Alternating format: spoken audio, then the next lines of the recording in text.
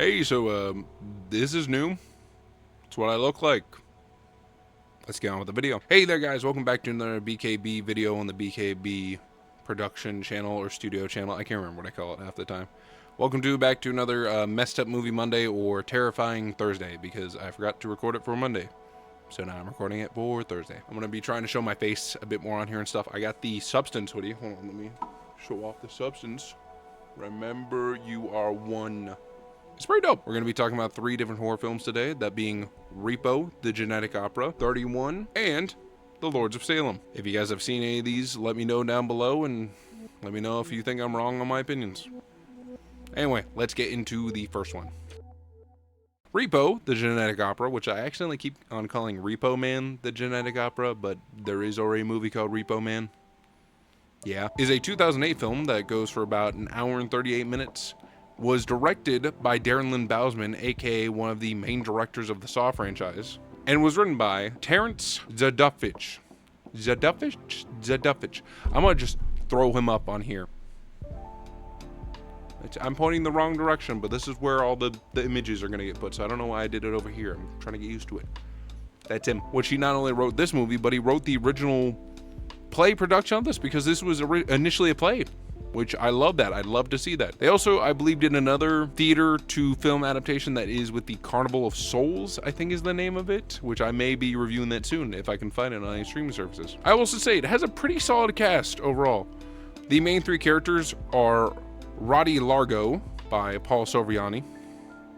Sorviani? Yeah, I think that's it. Sorviani. Nathan are Repo Man, which I think they do call him a Repo Man, but it's Repo, played by Anthony Head, and then Shiloh Wallace, who is our main character essentially, played by Alexa Paravega. Hopefully I said that correctly. We also have some dope side characters like Blind Mag, played by Sarah Brightman, Amber Sweet, played by Paris Hilton, which surprisingly this is one of the only films Paris is known for. That and like the House of Wax remake, which I've never seen, which I might watch it for this because it just keeps popping up on there. But also, if it's as bad as people say it is, maybe I won't watch it. Or maybe I will just for this channel. I don't know. We also have Luigi Largo, played by Bill Moseley, who is not only known for the Firefly trilogy by Rob Zombie, which we'll be talking about a few of his films later, but he's also known for motherfucking Texas Chainsaw Massacre 2. Look at him on the poster right there. Bam. We also have Pappy Largo by Kevin O'Geivel, which I don't know him for much, but he was fantastic in this movie. And then the writer of this film, Terrence, last name, playing the titular grave robber, who gives us one of the best musical scenes in this film, where he talks about Zytrate and how it's in just a little glass vial. You probably heard that audio like everywhere. In my opinion, this film is just fantastic.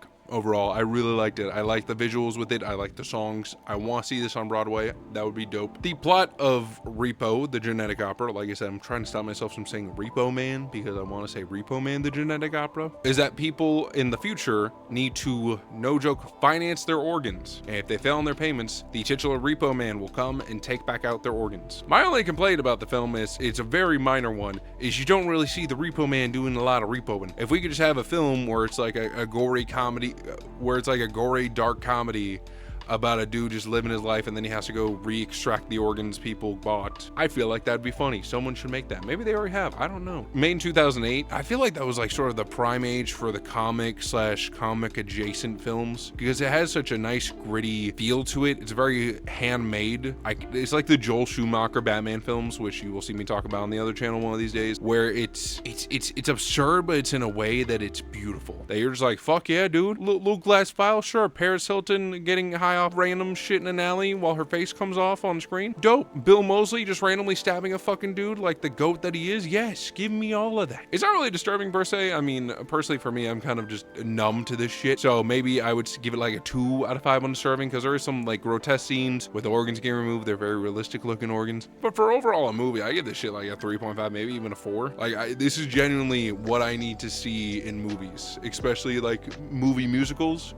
That's dope. Give me the campiness. campiness. I need the campiness and the horror musicals. Every single horror musical I've seen has been good. I can't think of a bad one yet. I haven't seen Saw the musical, but that shit just looks fucking awesome. I would watch the shit out of Saw the musical. If I can find like a fully fledged recording of that on YouTube or somewhere to see that live, that would be dope. Maybe I'll do a video just about horror movie musicals, because weirdly enough, there's 3 of them, and I can do that. Because I mean, if you don't count Little Shop of Horrors, as a horror movie, fuck you. Also, Rocky Horror Picture Show. You could count that one as like a horror comedy and stuff, but I don't know. Anyway, let's move on to the second one. For the second messed up movie I want to talk about on this Not Monday, I want to talk about 31.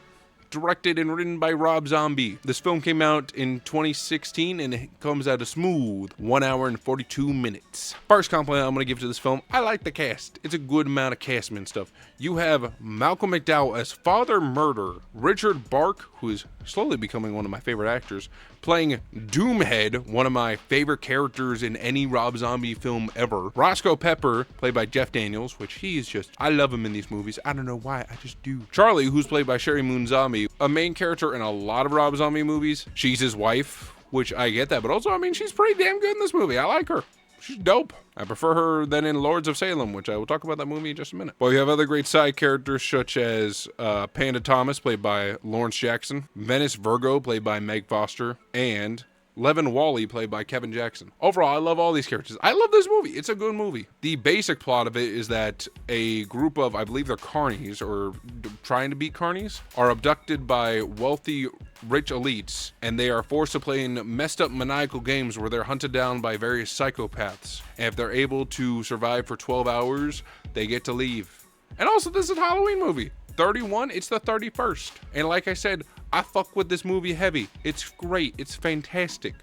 Gory as fuck. Great music, because I'm pretty sure you hear Super Beast, and I fuck with Super Beast heavy. I wouldn't call myself a Rob Zombie fan, but I need to listen to more of his music before I can call myself that.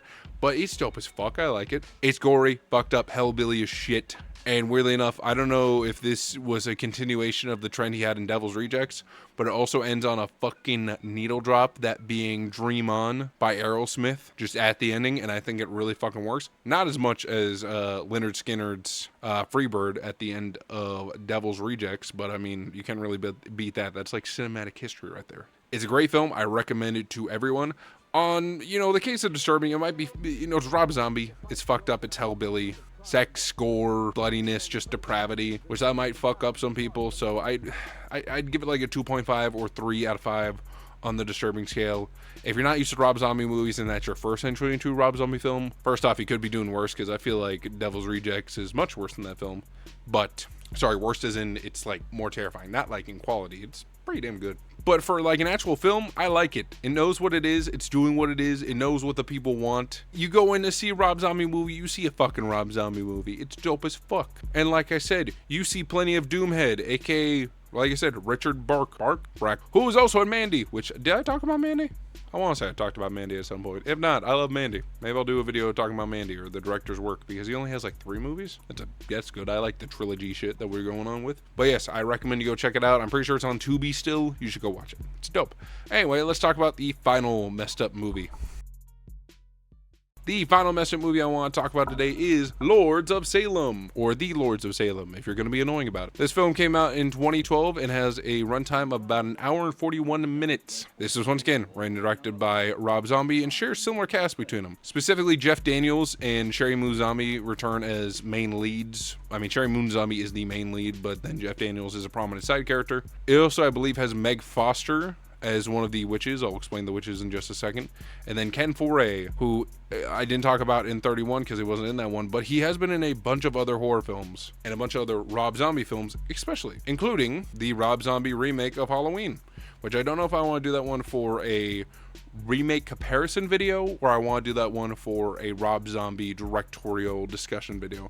I might just do both. But The Lords of Salem is interesting in the fact that I don't know how to feel about it. Like, on the one hand, the visuals are really fucking dope. I like the movie. The poster, I mean, Jesus Christ, look at that poster. That's a good ass fucking poster right there. Sherry Moon Zombie and Jeff Daniels, the whole cast, you know, gives it their all with what they got. But on the other hand, the plot is kind of all over the place, and not in the interesting, like, non-linear kind of story way. It's just more of just there's high points and there's low points, and they don't really balance each other out at all. Like, I'm just sort of there twiddling my thumbs half the time. There's really enough. If you guys have ever heard of the Silent Night, Deadly Night franchise, which comes Christmas time, I will make videos on that. It kind of feels like a spiritual successor of the fourth film, which is all about witches trying to get someone to join their coven. It's specifically that Sherry Moon Zombie's character is like the descendant of some, I think it was a pastor specifically, who had burned a bunch of witches during the Salem witch trial, and so he got cursed that someone on his bloodline would join the witches and shit, which that's the twist at the end.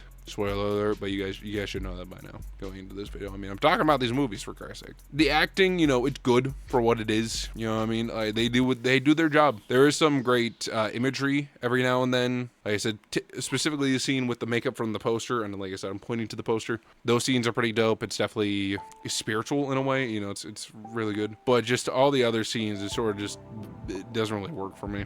And like I said, I don't know how I feel about it. Maybe on a rewatch, or maybe if I gain some more insight into specifically what it was trying to accomplish, maybe I'll enjoy it more. But like I said, just that base watching of it, I thought it was just mid. To be honest with you, I don't like to use the, you know, mid, but that's the best way to describe it. Disturbing factor, I'm gonna give it close to what I gave specifically Repo Man. It's like a 1.5. I would even give it a 1, because really every now and then there's some disturbing shit, but not really. Like, some of the imagery is like, but I mean, if you know Rob Zombie movies, it's kind of incredibly mild. For a film wise, probably like a 2.5 out of 5. You guys may notice I give, like, even if I shit on a movie, I'm still gonna give it like a pretty mid-tier rating. That's because you have to do something objectively bad or something that objectively pisses me off to be like a bad film. But anyway, let's get on to the conclusion. So this was definitely like pushing, what was it, not my boundaries, pushing my comfort zone.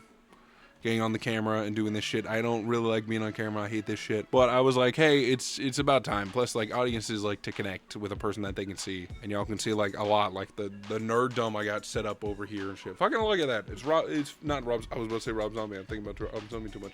I have fucking gorillas and Leatherface back there and shit. I got Funko Batman, which I need to get rid of him soon. Not like rid of him, but like, yeah, I need to do something with him. He can't just be there. But yeah, if you guys enjoyed the video or enjoyed any, you know, if you guys enjoyed the video, leave a like, comment, subscribe, share it around with your friends and shit. Like I said, maybe because I have a face, so pushing the algorithm a little bit.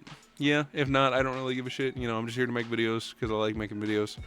I'm going to be doing some IRL videos, or like with my face videos on the other channel. This one, I don't know if I'm going to make them into every single one of them. Maybe just now and again. We'll see how this one does. If you guys have any movies you want me to watch, leave it in the comments down below. I have other ones. I have other videos coming out that I have planned. Like I said, I want to do a video doing the entire directorial work of Rob Zombie, Damien Leone, and some other minor ones in the horror sphere. I want to talk about not only those, but also franchises. Maybe I'll start off with like duos like Collector and Collection, or Deathgasm and Deathgasm 2. I like Deathgasm. If you haven't seen it, go watch Deathgasm. But yeah, if y'all like this stuff, let me know. If not, let me know too. I don't care. Y'all have a good day. Enjoy the rest of your life. Make sure to breathe, don't die. And I'll be seeing y'all in the cinema. I'm going to be watching The Bride, so I'll let y'all know how that is. Bye-bye.